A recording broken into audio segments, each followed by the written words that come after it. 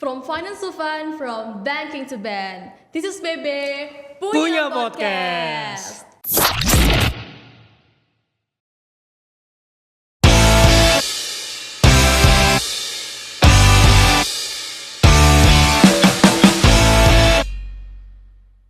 The place where knowledge meets entertainment and every episode bring you insight with a twist. Buckle up and let's dive in. Hai semuanya, tak kenal maka tak sayang. Perkenalkan, nama aku Elin dari Perbankan dan Keuangan yang akan jadi host for today's episode. So today, hari ini kita kedatangan tamu yang bener-bener definisi satset. Gimana enggak? Bintang tamu kita kali ini punya segudang prestasi dan juga pengalaman yang luar biasa yang bikin kita semua termotivasi tentunya. And please welcome our guest today, Kak David. Oke, halo Elin, halo Kak teman-teman. David. Sebelumnya kenalin, namaku David. Aku adalah mahasiswa angkatan 2023 dari program studi Perbankan dan Keuangan. Salam kenal semuanya. Salam kenal Kak David. Oke, kalau kita lihat nih Kak David sangat aktif sekali di berorganisasi, ikut lomba, dan bahkan ikut magang juga. Nah, hebatnya lagi, Mas David ini Sobat PB itu juga tetap on track di tengah kesibukannya dan menjaga IPK-nya tetap stabil teman-teman. Oke Kak David, gimana sih caranya belajar yang efektif menurut Kak David di tengah kesibukan kakak organisasi, magang, dan sebagainya? Wah, menarik banget ya pertanyaannya teman-teman ya. Jadi pastinya kita semua itu kan punya goals kita masing-masing, bener gak Elin? Elin Bener juga banget. pasti punya target masing-masing dong? Bener banget. Bener banget. Nah, di situ biasanya di tiap semester aku kasih tips sedikit ya teman-teman ya. Jadi biasanya di tiap semester aku mencoba untuk mengawali semester itu dengan menulis beberapa poin-poin penting untuk apa aja yang bisa aku dapatkan di semester ini. Tujuannya apa? Tujuannya adalah supaya aku bisa memantau dan juga melakukan on track antara apa yang ingin aku capai. Kayak gitu sih. Jadi harapannya dari apa yang aku tulis itu nanti bisa menjadi gambaran gitu loh untuk selama satu semester ke depan selama aku menjalani itu tadi. Harapannya dengan setiap kali aku melihat tulisan itu tadi, yang pasti aku sangat benar-benar termotivasi gitu sih Lin untuk berharap semoga aku bisa mencapai poin-poin itu tadi. Dan juga pastinya kita menentukan skala prioritas itu penting ya. Bener banget. Jadi nggak boleh sebenarnya kita semuanya dihabiskan habis, itu sebenarnya juga baik gak baik. Tapi buat aku pribadi, yang pasti ketika kita menentukan skala prioritas teman-teman, itu menjadi poin paling penting dan poin paling utama sih. Jadi di luar dari kita bisa mencapai semua itu dan kita bisa menentukan skala prioritas kita, maka semuanya akan jadi sangat baik kayak gitu sih.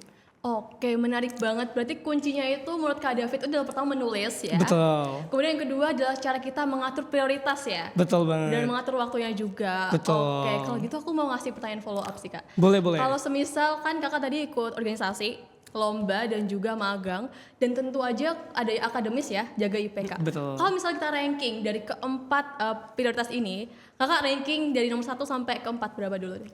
Oke. Yang pertama ya pasti adalah karena kita di sini kan memilih untuk menjadi bagian dari mahasiswa perbankan dan keuangan dan itu kan pilihan dengan sangat sadar ya. Berarti akademik itu tetap menjadi nomor 1 gitu ya. Kemudian yang kedua, di luar dari kita menjadi mahasiswa, kita kan juga berharap ya kita punya soft skill ataupun hard skill yang bisa kita kuasai lebih dalam. Ya diantaranya baik banget caranya, tapi yang bisa aku lakuin untuk yang keduanya itu adalah organisasi. Seperti itu. Nah kemudian yang ketiga, magang dan juga nanti poin yang keempat. Seperti itu sih Arlin.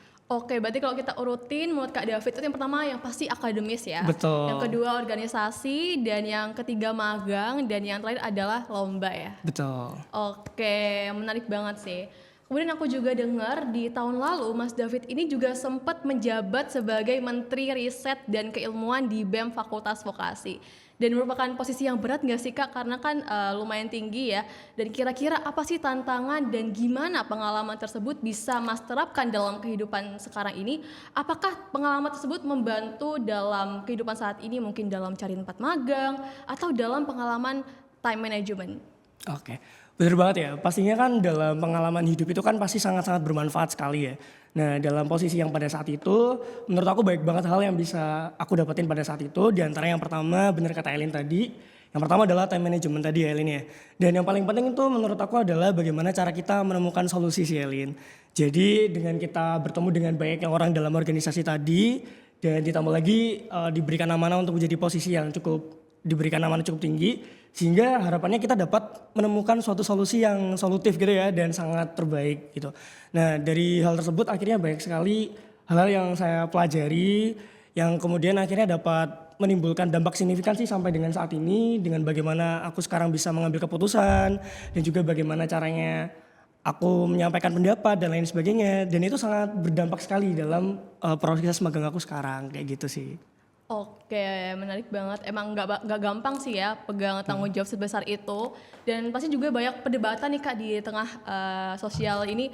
Kalau semisal organisasi itu nggak penting gitu, kayak lebih penting ini daripada ini. Jadi ternyata Mas David punya perspektif berbeda bahwasannya organisasi itu penting karena bisa mengatur, mempelajari time management dan juga berkoneksi juga ya Betul. Kak. Oke, menarik banget sih. Kemudian di CV juga tertulis kalau Kak David ini teman-teman itu juga pernah ikut lebih dari 35 kompetisi dan dari finalis GME BCC UGM sampai jadi juara 3 Duta Pemuda Lingkungan Gresik Sobat PB. Dari sekian banyak lomba nih Kak David, mana yang paling berkesan dan terpakai di dunia kerja bagi Mas David? Oke, makasih banyak ya. Jadi aku izin buat sharing sebentar ya teman-teman ya. Jadi pengalaman paling berharga sampai dengan saat ini tuh menurut aku adalah ketika aku bisa ikut kompetisi bareng sama teman-teman prodi aku sendiri. Nah, kebetulan kemarin di tahun 2025 kami mengikuti Askompes di Politeknik Negeri Semarang. Itu lombanya terkait dengan credit officer, jadi sangat berkaitan erat banget sama prodi kita di perbankan dan keuangan ini. Dimana pada saat itu aku bersama dengan teman-teman, diantaranya ada Nadia dan juga Nabila. Jadi izin aku sapa buat teman-temanku. Nah di sana pada saat itu kami diberikan amanah untuk menjadi juara 2, Elin.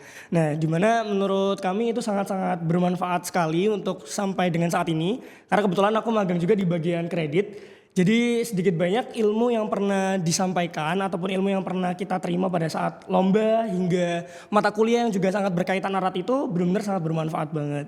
Terus juga yang kedua adalah lomba yang aku ikutin bareng dengan teman PB lain itu KIM Elin. Jadi kompetisi ilmu mahasiswa UNER itu tahun 2024 kalau nggak salah ya 2024 bareng sama teman-teman kita dari Perbankan dan Keuangan Angkatan 2023 itu kami diberikan amanah untuk menjadi juara 3. Wah, Nah jadi keren banget. lomba yang bisa aku ikutin bareng sama teman-teman prodi Perbankan dan Keuangan itu menurutku sangat memorable dan sangat baik sekali apa ya hal-hal yang membuat aku akhirnya menjadi bangga gitu menjadi bagian dari Perbankan dan Keuangan ini. Dan kalau ditanya tadi ditanya adalah seberapa besar ya tadi ya impactnya terhadap pekerjaan sampai sekarang alhamdulillah karena magangnya masih di bagian kredit jadi masih sangat-sangat berkesinambungan banget sih berkesinambungan banget kayak gitu sih Elin. Oke, menarik banget tadi perlombaannya ada Kim juga ya ternyata Betul. ya. Wah, keren dan itu juga lomba kimia bareng sama teman-teman PB. Iya betul banget. Ini aku ada quotes nih guys, walking with a friend in a dark is better than walking alone in the light. Berarti kalau misalnya kita berjalan bareng sahabat di tengah kegelapan itu lebih baik daripada sendiri dalam terang guys. Betul banget, keren. Oke, menarik banget Kak David. Sekarang mau ke pertanyaan berikutnya. Boleh. Mas David ini kan juga ikut program kewirausahaan MBKM di PPNS. Betul. Dengan skill public speaking dan data analis dan banyak lagi skill-skill lainnya yang pasti dimiliki sama Kak David ini. Kira-kira apa sebenarnya rencana besar dari Kak David setelah lulus dari perbankan dan keuangan UNER nantinya? Oke, menarik ya pertanyaannya ya teman-teman. Jadi sebenarnya harapan paling besar aku adalah yang pasti adalah dapat menerapkan ilmu-ilmu yang pernah aku dapatkan bersama dengan para dosen-dosen dan juga teman-teman yang lain. Namun cita-cita aku adalah aku berharap banget aku bisa menjadi wirausahawan muda gitu ya. Bantu aminin ya. Jadi makanya kenapa akhir-akhir ini aku berusaha semaksimal mungkin untuk mengikuti beberapa program yang disediakan baik itu oleh pemerintah, baik itu oleh program studi yang mengarahkan kita untuk mengikuti ajang-ajang lomba seperti P2MW dan hal-hal lain yang berkaitan atau bahkan AYE kalau misal kamu pernah dengar kayak gitu. Fun fact aku juga ikut AYE kan. Iya kan? Yes. Nah, itu benar-benar menarik banget karena kita banyak dituntut untuk punya ilmu terkait dengan wirausaha dan harapannya itu bisa sangat berkaitan erat sama nanti ke depannya. Kayak gitu sih Alin. Oke, keren banget. Oke, di luar nilai akademik nih Kak, Mas David ini juga sangat aktif juga di LinkedIn dan juga networking. Menurut Mas David sendiri seberapa besar sih pengaruh circle di dalam dan koneksi terhadap peluang karir di masa depan Mas David dan bagaimana strategi Mas David dalam membangun networking. Oke. Jadi pastinya itu sangat-sangat saling berkaitan erat ya Elin ya. Dan itu sangat penting banget karena kedepannya juga ketika kita nanti lulus kuliah, koneksi itu kan dimulai dari lingkungan paling kecil ya Elin ya. Dimulai dari lingkungan prodi itu sendiri, baik itu dari adik tingkat, kakak tingkat, dan lain sebagainya. Bahkan satu hal yang paling aku syukurin banget melalui LinkedIn ini sendiri, aku bahkan bisa ketemu sama cutting kita yang angkatan 2013, 2012 yang bahkan kita sendiri gak pernah ketemu beliau gitu ya. Nah itu benar-benar membuat satu motivasi besar gitu ya bahwa ternyata aplikasi-aplikasi tersebut atau koneksi-koneksi tersebut itu benar-benar sangat-sangat menimbulkan impact yang sangat besar kayak gitu. Terus juga untuk kedepannya pastinya dengan kita punya koneksi dan juga punya konektabilitas yang sangat baik itu melalui kakak tingkat, baik itu melalui orang lain, itu pastinya akan memudahkan dan juga pasti baik sekali kesempatan yang nantinya akan bisa kita terima atau bahkan kita dapatkan kayak gitu sih.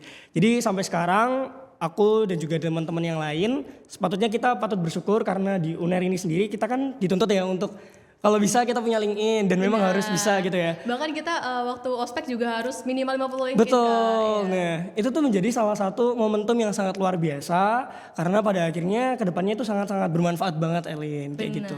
Benar sekali. Oke, emang kadang tuh orang-orang suka meremehkan koneksi ya padahal sangat sepenting itu. Bahkan saking dibilangin kalau itu sangat penting sekali, aku bahkan pernah kayak sokap gitu sama orang stranger di LinkedIn and then I chat them and I said hi, boleh gak kita kenalan gitu, kayak wait can I dapat insight dari kamu gitu. Dan sometimes kita harus kayak nge-force diri kita untuk memperbesar zona nyaman kita biar kita bisa connect dengan orang-orang yang kita nggak tahu tapi kita tahu kita akan dapat sesuatu dari mereka. Betul, keren. Oke, menarik banget ya ternyata networking dan opportunities itu datang dari teman-teman circle kecil ternyata. Betul. Ya. Bukan hanya di kayak acara besar, ternyata kecil juga bisa. Betul. Dan khususnya di perbankan dan keuangan.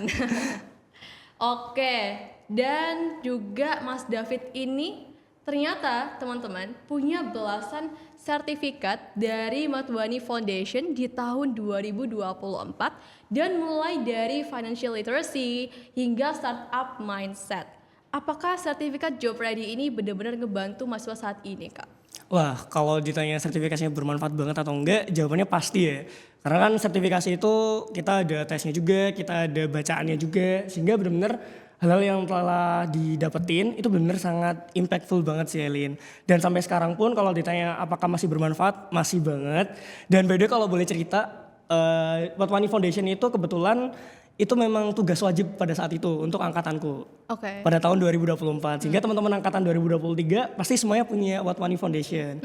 Jadi buat teman-teman prodi perbankan dan keuangan ke depannya kalau misal dari pihak prodi nih ngasih info untuk ikutin sertifikasi atau baik itu secara offline atau online, boleh banget ya buat dicobain karena itu benar-benar bermanfaat banget dan nambahin CV banget teman-teman.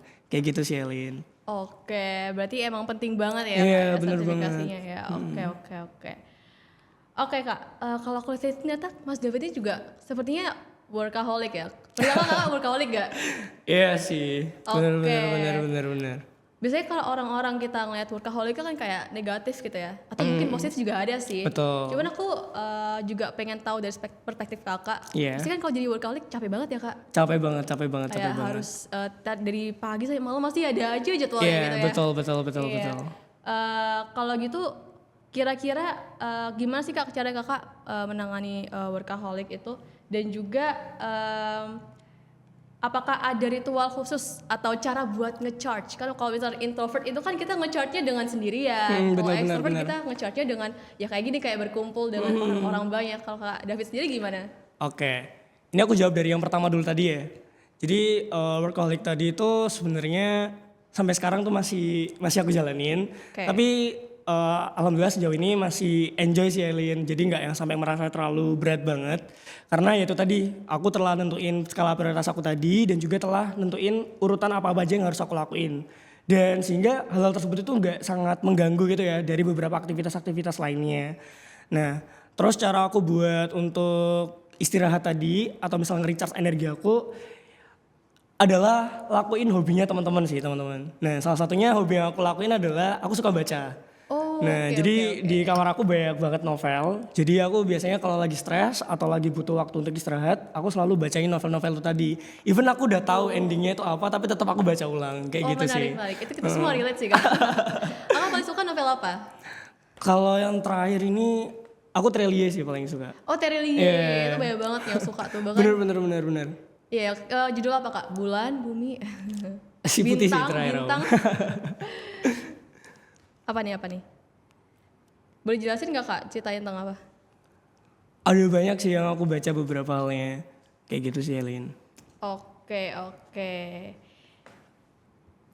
Oke Mas David, kali ini kita akan masuki ke segmen terakhir dari podcast kita kali ini, yaitu segmen Kepo. Wow. Oke, jadi sekarang kita akan eksplor pertanyaan dari orang-orang. Oke kak. Nah di sini kakak akan menjawab beberapa pertanyaan titipan teman-teman PB. Wah menarik banget nih. Oke. Apaan tuh? Penasaran ya? Boleh. Oke, langsung aja kita baca pertanyaan yang pertama ya kak.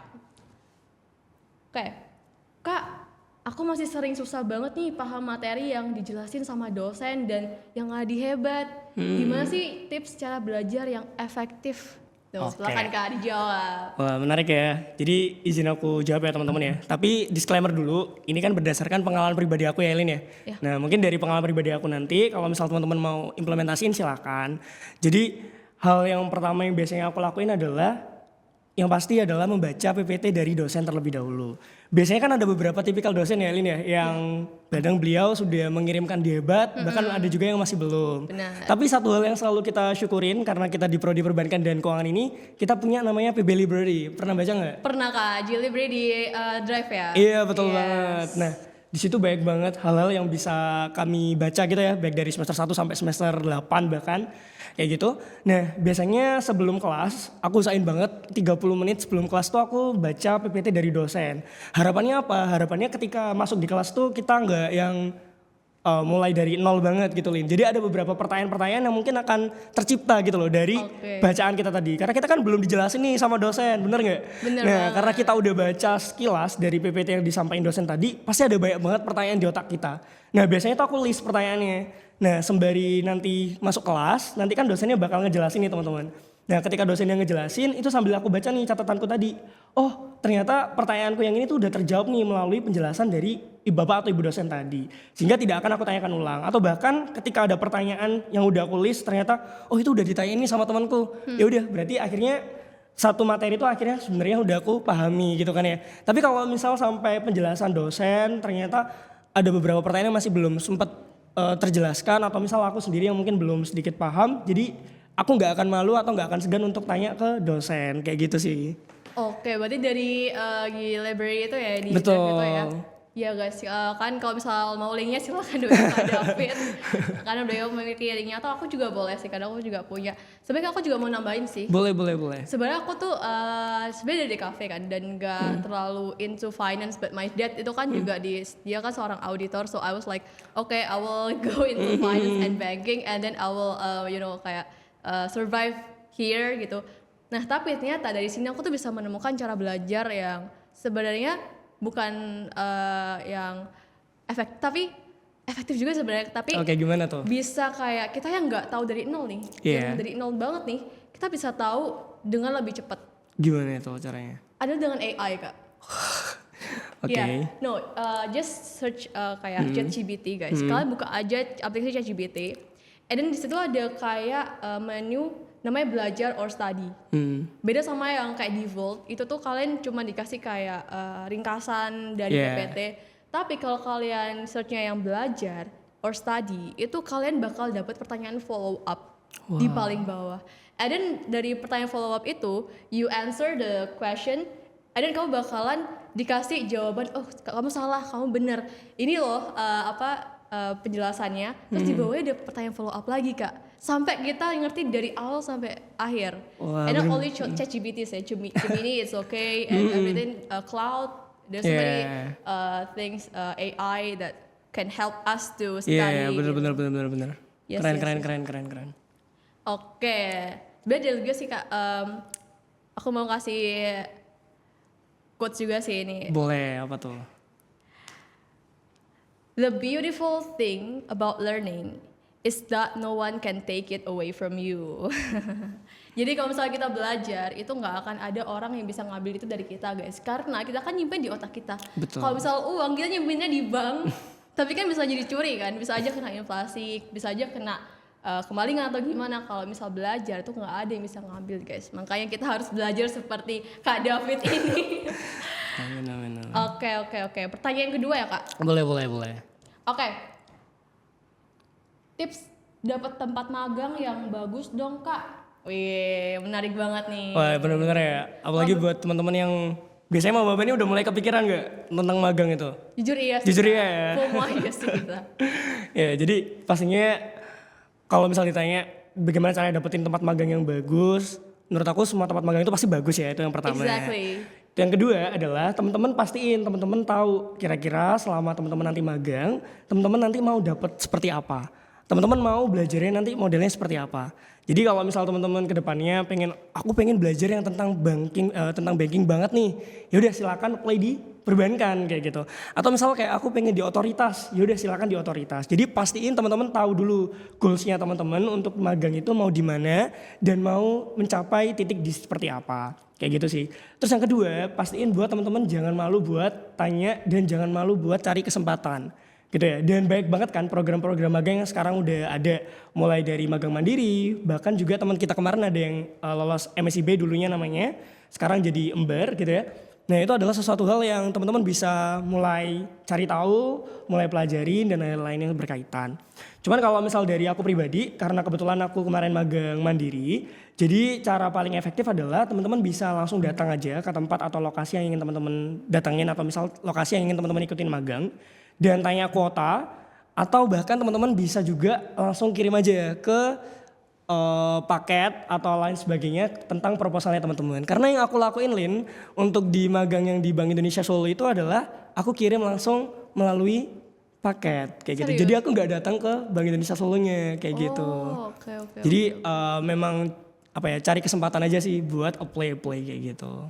Oke, kalau boleh tahu biar sobat PB gak penasaran nih Kakak magangnya di mana ya dulu? Oke. Kalau sampai sekarang aku dari Januari sampai dengan Mei ini aku magang di Bank BTN KCI Surabaya. Nah, kebetulan nanti di bulan Juni aku magang di Bank Indonesia Solo, dan di bulan Julinya aku magang di DPRD kayak gitu. Wow, banyak banget ya magangnya ya. Iya. Wow, keren Lagi banget, ngisi keren liburan juga kan, Lin. Oke, menarik. Berarti kalau misalnya kita simpulin tadi guys, yang pertama adalah tentuin goals kalian. Tujuan Betul. kalian itu maunya di mana? Mau di bank sentral kah? Mau di konvensional kah? Mau otoritas kah? Itu kalian tentukan sendiri sesuai dengan mission kalian. Dan yang kedua adalah cari tahu dan juga jangan takut buat tanya ya Kak. Betul Karena banget. kalau misal kalian nggak tanya, kalian ya nggak akan kemana-mana. Kalau ada peribahasa nih Kak, malu bertanya sesat di Di jalan. jalan, betul. Oke. Oke Kak, menarik banget nih insight yang kita dapatkan dari sharing dengan Kak David. Nah, sayang banget udah mau tutup nih Kak. Oke. Kayak sebagai penutup, Mas David, buat teman-teman yang mungkin sekarang lagi ngerasa burnout atau bingung nih mulai dari mana, apa satu pesan dari Mas David supaya mereka bisa mengambil langkah awal untuk menjadi seperti kakak? Oke. Satu hal yang paling penting yang ingin aku sampaikan ke teman-teman adalah jangan pernah bandingin diri teman sendiri dengan teman-teman kita yang lain gitu ya. Karena proses dan juga start kita itu kan masing-masing pasti beda ya teman-teman ya. Dan juga goals ataupun cita-cita kita juga masing-masing punya impiannya masing-masing. Jadi ketika teman-teman merasa sekarang lagi berada di titik gagal, itu berarti teman-teman juga harus percaya bahwa teman-teman juga nanti akan mencapai titik yang teman-teman akan raih gitu ya. Supaya satu hal yang pasti teman-teman harus tahu bahwa Tuhan itu nggak akan pernah ngasih cobaan di luar dari kemampuan hambanya. Nah, jadi mindset itu kenapa sih harus terbangun menurut aku pribadi? Karena akhirnya kita tuh nggak akan merasa mudah menyerah teman-teman. Karena kita selalu merasa bahwa diri kita kuat dan diri kita akan bisa dan diri kita akan terus selalu berusaha. Jadi buat teman-teman yang lainnya, kalau misal teman-teman sekarang lagi di masa burnout, aku berdoa yang terbaik dan semoga teman-teman sesegera mungkin untuk bangkit dan berusaha untuk berada di titik terbaiknya. Dan mari terus melangkah dan jangan pernah jadikan pemberhentian itu sebagai suatu alasan kegagalan itu sebagai suatu pemberhentian gitu ya, atau suatu alasan bahwa kalian akan sudah gagal gitu. Karena itu masih langkah awal dan masih baik banget langkah-langkah lain yang harus kita dapatkan untuk bersama-sama nanti ke depannya. Seperti itu sih Alin. Oke, terima kasih Kak David atas kata-katanya yang sangat menyentuh banget buat Sobat PB yang mungkin lagi burn out atau lagi kayak susah ngerjain tugas atau mungkin skripsian mungkin. Iya betul. Yes guys, kalian harus tetap semangat dan juga jangan pernah membandingkan diri kalian dengan orang lain seperti kata Kak David, karena yes, I've been di sana dan aku ngerasa itu adalah suatu hal yang sebenarnya nggak perlu kita lakukan, tapi karena kita melihat di sosial media dengan orang punya banyak pencapaian dan kita tuh ngerasa tertinggal dan akhirnya kita ngerasa kita tuh kayaknya bukan siapa-siapa deh.